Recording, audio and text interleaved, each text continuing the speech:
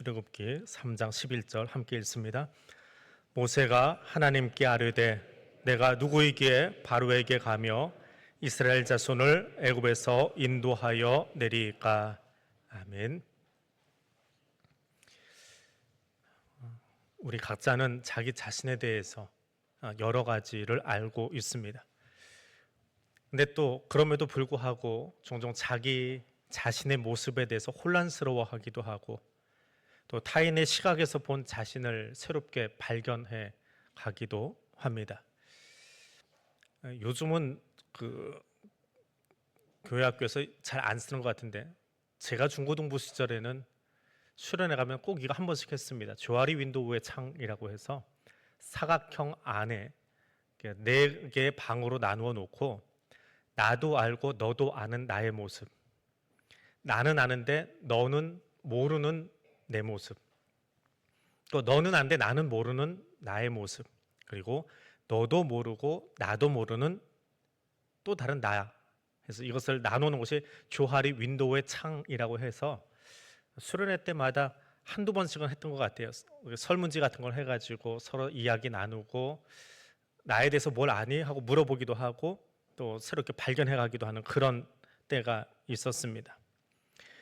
진정한 나를 안다, 정체성을 깨닫는다라고 하는 것은 내가 아는 나만 바라보는 것이 아니라 나는 모르지만 상대방이 알고 있는, 혹은 둘 다 모르지만 또 숨겨져 있는 나를 찾아가는 것이다 하는 그런 시간들을 갖곤 했습니다. 근데 나도 모르고, 나의 모습인데 나도 모르고 상대도 모르는 그 숨겨진 모습, 그것을 다 아시는 분은 하나님이십니다. 나는 누구인가? 라는 질문에 대한 답을 찾아가는 것이 인생이 아닌가 싶습니다. 그리고 그렇게 나를 찾아갈 때 때로는 기쁘기도 하고 또 벽에 부딪히기도 합니다. 또 나를 알아가는 그것은 사람들의 시선을 통해서 혹은 사회적인 역할을 통해서 발견하거나 정의하기도 합니다. 상대를 만날 때에 오래 만났어도 놀랄 때가 있습니다. 저 사람에게 저런 면이 있었나? 그렇게 오래 만났는데 잘 모르고 있었네 하면서 놀라기도 하고 의아하기도 합니다. 10길 물속은 알아도 한 길 사람 속은 모른다. 그래서 사람을 이해하는 것만큼 힘든 것 없는 것 같습니다. 로마의 이야기 중에 유명한 문장이 하나 있죠. 시저 브루투스 너마저도. 시저 빼놓고 브루투스 너마저, 브루투스 너도, 3개의 단어인데요. 우리말로는 그렇게 번역을 합니다. 로마의 율리우스 카이사르가 무리에게 암살당할 때 자신이 정말 믿었던 친구 브루투스가 칼을 들고 와서 그를 찔렀습니다. 그때 그 친구를 보면서 외친 말로 아주 유명합니다. 친구에게 칼 맞은 자의 외침이죠. 브루투스 너마저도. 그런데 비단 타인만 이해하는 것이 힘든 것은 아닙니다. 내가 나를 만날 때 나한테 이런 면이 있었나? 내가 이런 사람이었나? 하는 자기 모습에 놀라기도 합니다. 내가 누구인가요? 대한교회 담임 목사, 교회 문만 나서면 더 이상 그 호칭은 사용하지 않습니다. 동네 나가면 아저씨예요. 물론 목사인 걸 아는 사람들은 가게 사장님들도 불러주긴 하지만은 동네 나가면 아저씨라고 부르지 거기서도 나 목사님네 하고 다니지는 않지요. 물론 행동이나 태도를 조심하긴 하지만 그냥 아저씨인 거지요. 아빠라고 하는 호칭도 집에서 아이들이 불러주는 거지. 요즘 호칭이 다 깨져서 아내가 남편을 부를 때도 아빠하고 부르기는 하지만 아무튼 아빠는 아이들이 저를 불러주는 호칭이지 다른 데 가서도 아빠라고 불림을 받는 것. 태국에 갔더니 태국 현지인 남성 가이드가 저를 보고 부르는 말이 오빠 이리 와 그러더라고요. 웬 오빠 그랬더니 자기가 이태원에서 한국말 배웠대요. 이태원에서 지나가는 남자는 다 오빠라고 부른대요. 그래서 오빠가 맞는 호칭인 줄 알았다고 그러면서 오빠 이리 와 그러면서 왕궁 구경을 시켜주더라고요. 나는 누구입니까? 그 질문에 대한 답은 하나님 앞에서 찾아집니다. 모세가 말로만 듣던 하나님을 떨기나무에서 만납니다. 그런데 두렵고 떨립니다. 사람들은 자기 자신을 발견하는 자리에서 늘 환호성만 지르지는 않습니다. 놀라기는 하지만 때로는 나한테 이런 구석이 있었나, 지킬과 하이드처럼 내 안에 하이드 같은 면이 있었나 하고 놀라기도 합니다. 두려움이 앞서기도 합니다. 모세는 자기를 잘 아는 것 같은 40년을 보냈습니다. 그리고 자기 자신이 다 없어진 것 같은 40년을 또 살았습니다. 그래서 하나님 앞에서 이렇게 말합니다. 내가 누구에게 바로에게 갑니까? 오늘 본문에 나오는 말이지요. 내가 누구이기에. 하나님께서 모세를 보내겠다고 하시는데 모세는 스스로 말합니다. 내가 누구이길래. 이건 겸손의 말도 자존심이 바닥여서 하는 말도 되겠지만 80년 살아오면서 80평생 자기 자신을 들여다봤는데 나도 내가 누군지 잘 모르겠어요 하는 그런 말입니다. 근데 이 장면을 가만히 들여다보면 하나님은 모세에게 모세야 내 이력서 좀 보자. 넌 대체 누구냐? 너 얼마나 실력 갖췄는지 내가 보자. 하나님 묻지 않으셨습니다. 오히려 하나님은 모세를 만나자마자 제일 먼저 하신 이야기가 나는 내 조상의 하나님이니 아브라함의 하나님, 이삭의 하나님, 야곱의 하나님이라 말씀하십니다. 창세기에서 몇 번 나왔던 족장들에게 자신을 드러낼 때 쓰셨던 말씀인데 한동안 등장하지 않습니다. 그러다가 이렇게 3장에 와서 다시 등장하는 저 말씀. 모세가 어릴 때 유모로부터 들었을 법한 그 하나님에 대한 이야기, 그 하나님은 아브라함과 이삭과 야곱의 하나님이거든요. 하나님은 모세를 부르면서 모세에게 소명을 주시면서 그가 누구인지 어떤 스펙을 가졌는지 어떤 꿈을 가지고 사는지 중요하지 않았습니다. 중요한 것은 말하는 내가 누구인지를 모세에게 소개시키는 거예요. 나는 아브라함의 하나님이었고 이삭의 하나님이었고 야곱의 하나님이었고 지금은 너희의 하나님 되기를 원한다라고 말씀하고 계시는 거거든요. 모세가 유모로부터 듣고 자랐던 그 하나님이라고 자신을 소개하고 있습니다. 모세를 만나고 부르고 보내시는, 한마디로 이야기하면 소명을 부여하시는 분이 하나님이라고 하는 것이 중요한 사실입니다. 비록 떨기나무 앞에 선 모세가 왕자도 아니고 나이도 들었고 처가살이하고 있고 혈기왕성했던 그 젊은 날의 모습은 다 사라졌지만 노인이지만 하나님에게는 그것이 중요하지 않았습니다. 능력은 하나님께 있기 때문입니다. 우스갯소리로 교회에서 기도 많이 하는 사람이 제일 무섭다라는 말이 있습니다. 왜 무섭습니까? 기도에서 영역이 생겼다기보다는 기도 많이 한다고 자랑하고 내가 기도해 보니까 이게 하나님 뜻이야라고 덤벼들기 시작하면 당해낼 재간이 없습니다. 기도해 봤다는데 어떻게 할 거예요? 근데 기도 많이 하는 것이 그 사람의 능력입니까? 그것이 커지면 교만이 되고 오히려 더 위태로워집니다. 얼마나 기도했느냐라고 하는 것이 중요한 것 아닙니다. 오해하지 마십시오. 기도하지 말라는 이야기가 아닙니다. 중요한 것을 놓치면 안 된다는 거예요. 중요한 것은 기도에서 예배에서 중요한 것은 기도를 받으시는 그분이 누구냐라고 하는 거예요. 기도를 응답해 주시는 분이 누구냐라고 하는 거예요. 돌로 만든 우상 앞에서 백날 기도하면 뭐합니까? 대꾸도 못하는데. 수능시험 앞두고 교문에다가 엿을 붙여놓으면 뭐합니까? 역사를 진행하시는 분은 하나님이신데 누가 응답하느냐라고 하는 거지요. 응답하시는 그분을 만나고 그분 앞에 무릎 꿇고 있었느냐, 아니면 그저 자기 소리만 외치면서 100시간을 외치다가 40일 금식하다가 나 기도했다고 나오는 거냐라고 하는 거지요. 누가 들었느냐라고 하는 겁니다. 하나님이 모세에게 대답합니다. 나는 스스로 있는 자다. 저 문장은 참 해석하기 어려운 문장입니다. 여러 가지로 목사들이 이곳에서 저걸 풀어드리긴 하지만 신학교에서도 저거 가지고 몇 시간씩 이야기하기도 하지만 풀어내기 정말 힘든 문장이 저 문장입니다. 한마디로 이야기하면 너 더 묻지 말아라, 말 막아버리시는 겁니다.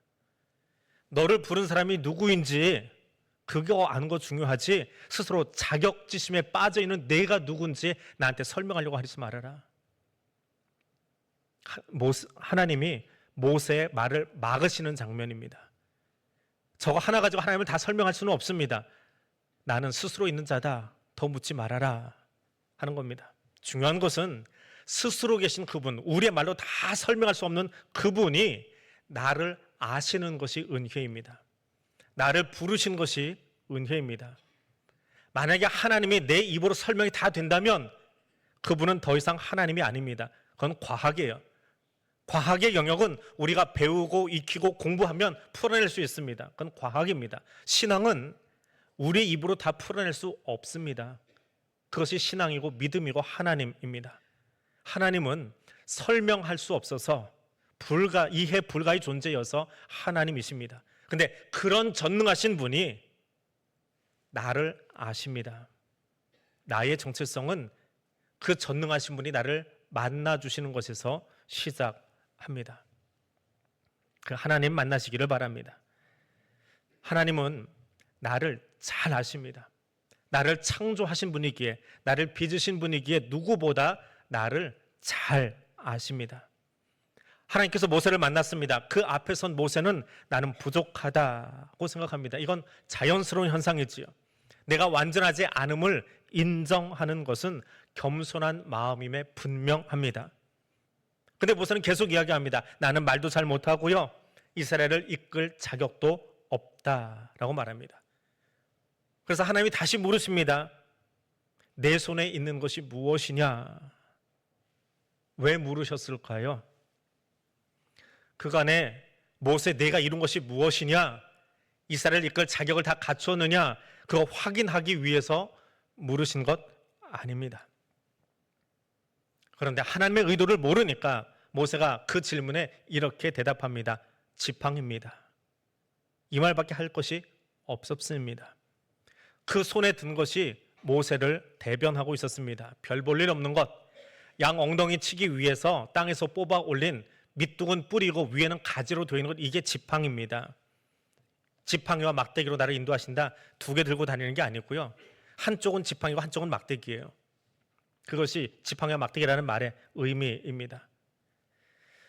80모세의 전부, 80을 살면서 모세 손에 들리는 것은 그저 이 마른 막대기 하나밖에 없습니다. 이게 내 인생입니다. 그것이 모세의 학력이고 스펙이고 자신의 현재 모습입니다. 하나님 앞에 서고 보면 우리는 아무것도 아닌 것을 발견하게 됩니다. 그 지팡이를 대답이라고 내놓고 보니 내 손에 든 것이 무엇이냐? 마른 지팡이입니다 하고 보고 나니 모세 뭐라고 합니까? 이제 대놓고 하나님께 부르심을 거절합니다. 주님, 죄송합니다.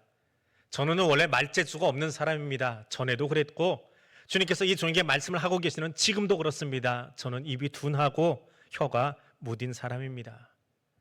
주님, 죄송합니다. 제발 보낼 만한 사람 보내시기 바랍니다. 모세가 소명을 거절하고 있는 이유가 무엇입니까?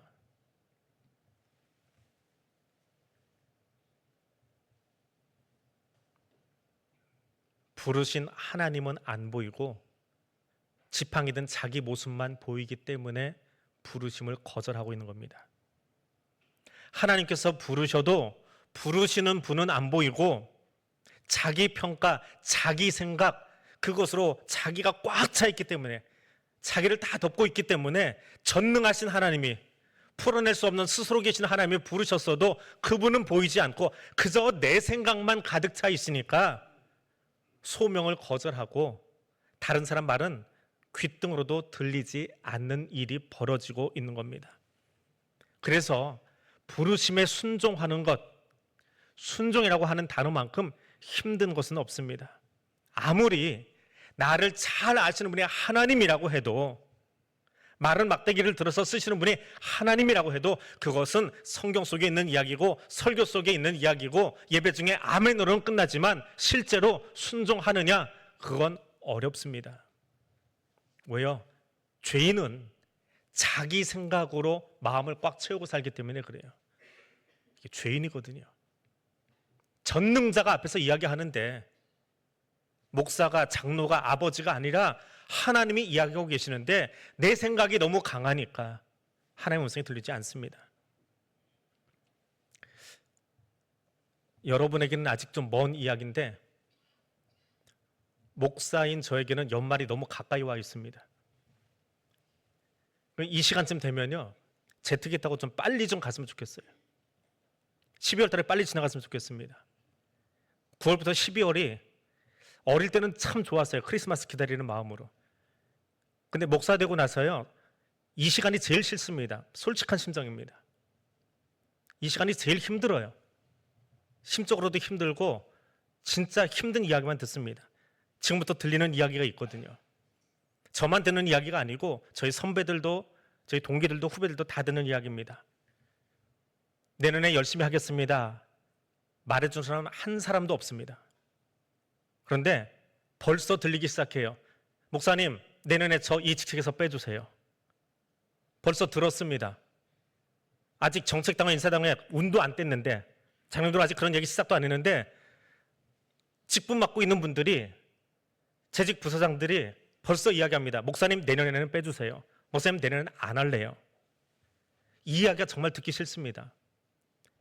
그 사람을 계속 세우는 것도 어렵고 다른 사람을 구하는 것도 어렵고, 그래서 제트기 타고 12월 빨리 지나갔으면 좋겠습니다. 목사 되고 나니까 크리스마스가 즐겁지가 않아요. 빨리 이 시간이 마무리돼야 한 해가 끝나거든요. 우리 손에 든 것 별것 아닙니다. 작은 직장, 평범한 가정, 나이 든 몸. 근데 하나님은 그것을 가지고 일하십니다. 하나님은 어떤 모세를 사용하셨습니까? 왕자인 모세요? 에티오피아 점령하던 군 사령관인 모세요? 경력을 80년을 갖춘, 경력이 정말 화려했던 모세요? 아니요. 모세가, 우리가 들고 있는 물건, 재능, 학벌 중요하지 않습니다. 하나님은 완전한 자를 부르지 않으십니다. 죄인을 부르고 지팡이 같은 인생, 불완전한 사람, 그를 불러서 사용하십니다. 하나님 불러서 목사 세웠고 장로 세웠으면 세상 제일 못난이 세웠다라고 생각하는 게 겸손의 시작입니다. 못나서 불렀습니다. 어떤 분이 저한테 그 이야기를 해요. 친척 중에서 하신 이야기입니다. 다른 사람이 하면 화가 났을 텐데 어릴 때부터 저를 보았던 친구분이 그래요. 하나님이 안 불렀으면 쟤는 교회에 붙어 있었을까? 예. 저를 너무 잘 아시는 분이 하나님의 꼭 옆에 붙이고 같이 가고 싶어서 목사로 붙들어 놨지, 그렇게 표현해 주시는 분이 있어요. 예수는 안 믿으면서 저한테 그 얘기는 하시더라고요. 목회자로 보낸 시간이 지금 33년째입니다. 동기들 중에 교육전사를 좀 일찍 시작했던 동기들은 벌써 40년 차를 넘어가고 있습니다. 원로 장로님 몇 분 계시는데 장로 한 20, 30년만 해도 힘드시지요? 한 40년 목회해 보십시오. 그 동기들 벌써 엉덩이 들썩들썩 하는 아이들도 있습니다. 저는 개인적으로 목회 사역을 시작한 게 군에서 전역하자마자 그 해부터 시작을 했습니다. 그 앞에는 좀 천천히 해라 라고 가르쳐 주신 분이 계셔서 학부생 때도 전도사를 나갈 수 있는데 안 나갔어요. 그래서 이제 신대원 들어가면서 교육전사를 시작을 했는데 그게 33년 되더라고요. 그때도 어렸지만 사역을 하면 할수록 어리다는 생각밖에 안 듭니다. 나이가 어린 건 아니고요. 나이는 먹을 만큼 먹었죠. 그런데 아는 것보다 모르는 게 더 많은 것 같아요. 처음 시작할 땐 그랬어요. 전도사 때는 한 2년 설교하고 나니까 설교할 게 없더라고요. 조금 준비하고 나니까 부목사 때는 한 5년쯤 설교하면 교회를 옮기는 이유 중에 하나가 설교를 더 할 게 없어요. 그런데요, 요즘 들어서 하나님을 알아가면 알아갈수록 새롭습니다. 설교 원고를 예전에 썼던 거를 다시 안 써도 하나님을 새롭게 알아가고 새롭게 묵상할 수 있는, 정말 무궁무진하신 분이 하나님이시구나. 근데 그 하나님을 발견할 때마다 감사하고 놀라기도 하지만 내가 참 아이 같다. 아직도 모르는 게 너무 많구나. 하나님 앞에서 어린아이 같다라는 느낌을 갖습니다. 새로운 사람을 만납니다. 대안교회에 와서도 이 지역에 벌써 제가 느끼기에 크게 한 3번 바뀌었어요. 미사리 새로 조성되고 아파트 단지 새로 조성되고 사람이 구성이 바뀌고 그 한 15년 사이에 벌써 3번 큰 폭으로 이 지역 사회가 바뀌었습니다. 지역 사회가 바뀌니까 들어온 사람들도 새로 들어와요. 일하는 게 익숙한 사람하고 편한 사람하고 정 들이고 그 사람하고 끝까지 일하면 참 편해요. 근데 그 편했던 분들이 은퇴하고 새로 들어서 새로 적응해야 되고 새로운 새 가족 만나야 되고 새 사람 만나야 되고 매일이 새롭거든요. 매일 새로운 환경을 접해야 되거든요. 그러니까 매일이 긴장일 수가 있지요. 그래서 솔로몬의 기도가 생각이 납니다. 하나님, 이 백성 모르겠습니다. 근데 하나님이 맡기셨으면 이 백성들을 마음을 헤아릴 수 있는 그 지혜 주십시오. 그것이 솔로몬의 지혜거든요. 재판 잘하게 하는 지혜가 아닙니다. 이 사람들을 모르겠어요. 이 사람들의 마음을 읽을 수 있는 지혜를 주십시오. 그래서 요즘 어린아이같이 맨날 그런 지혜를 구합니다. 하나님, 당최 사람을 모르겠어요. 60년을 살았는데 사람이 누군지 잘 모르겠어요. 좀 알 수 있는 지혜를 주세요. 어린아이처럼 매일 하나님께 떼를 쓰고 있습니다. 그러면서 그렇게 어린아이같이 떼 쓰고 있는데도 여전히 나를 쓰고 계신다. 여전히 나를 세워놓고 계신다. 아이같이 칭얼거리고 있는데 그 소리를 그래도 받아주시는 분은 세상 천지에 하늘과 땅 사이에 하나님밖에 없더라고요. 그래서 그 하나님 정말 감사합니다. 그 하나님이 너무 좋습니다. 하나님은 능력과 숫자로 사람을 뽑거나 쓰지 않으십니다. 마음에 안 들면 팽해버리는 사람들의 모습과 다르게 완전치 않은 모세를, 박해자인 사울을, 이스라엘을, 저 같은 사람을 들어서 선택하시고 부르시고, 그리고 수요일 날 나눈 말씀처럼 그 부르심에는 후회가 없대요. 후회하지 않으신대요. 말 안 듣고 있는데도 후회하지 않으신대요. 오히려 계속해서 다듬어 가시고 세워 가시더라 라고 하는 겁니다. 지팡이든 모세여도 괜찮습니다. 마른 지팡이 같은 삶을 살아가는 모세여도 괜찮습니다. 마른 인생이 되어서 제 힘으로는 이제는 비전이라고는 품을 수조차 없는 호호백발 할아버지여도 괜찮습니다. 중요한 것은 모세를 부르시는 분이 누구인가가 중요한 겁니다. 하나님은 마른 막대기였기 때문에 불렀습니다. 그런 막대기 같은 모세를 사용해야 하나님이 드러나고 하나님이 영광 받으시기 때문에 그렇습니다. 겸손한 자가 일하면, 부족한 자가 일하면 그 지팡이를 잡고 있는 하나님이 더 드러나기 때문에 하나님은 그 사람을 사용하십니다. 1988년에 하덕규 씨가 발표한 가시나무라고 하는 곡이 있습니다. 내 속에 내가 너무도 많아 당신의 쉴 곳 없네. 내 속엔 헛된 바람들로 당신의 편한 곳 없네. 내 속에 내가 너무 많아서 주님이 거할 곳이 없다. 저 가사가 나의 고백처럼 들립니다. 내가 너무 많아서, 내 생각으로 너무 꽉 차 있어서 주님이 들어올 여지가 없어요. 그래서 순종하기 힘들어요. 나로 꽉 차 있으니까 하나님, 내가 나를 너무 잘하는데요, 어떻게 나 같은 걸 부르십니까? 저기 더 좋은 사람이 있을 텐데. 나 말고요, 나로 꽉 차 있으니까 하나님이 들어올 여지가 없어요. 말씀이 들어올 여지가 없어요. 순종은 예배 시간에 정답처럼 아멘만 할 뿐이지 삶 속에서는 한 번도 하질 않으려 듭니다. 내 안에 나로 가득 차서 하나님의 부르심도 거절하고 순종하지 못합니다. 기억하십시오. 완전하지 않지만 하나님은 나를 부르십니다. 나를 사용하길 원하십니다. 지팡이에게 필요한 것은, 마른 막대기에게 필요한 것은 들고 있는 자의 힘과 능력입니다. 지팡이가 아니라 들고 있는 그분 하나님의 힘과 능력이 필요한 겁니다. 완전하지 않지만 나를 부르신 하나님께 순종하기를 원합니다. 나를 누구보다 잘 아셔서 나를 찾아오셨고 만나주시고 부르신 그 하나님께 순종함으로 나아갈 수 있는 이 아침 되기를 원합니다. 오늘 말씀 기억하면서 우리 같이 기도하겠습니다. 내 이름을 아시는 하나님, 나를 아시는 하나님 감사합니다.